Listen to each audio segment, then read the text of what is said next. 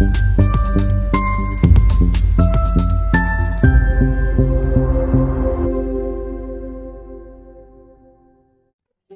మల్లన్న నేను శాసన పరిషత్ సభ్యునిగా ఎన్నికైనందున శాసనం ద్వారా నిర్మితమైన భారత రాజ్యాంగం పట్ల నిజమైన విశ్వాసం విధేయత చూపుతానని, భారతదేశ సార్వభౌమాధికారాన్ని సమగ్రతను కాపాడుతానని, నేను స్వీకరించబోయే కర్తవ్యాన్ని శ్రద్ధాశక్తులతో నిర్వర్తిస్తానని పవిత్ర హృదయంతో ప్రతిజ్ఞ చేస్తున్నాను.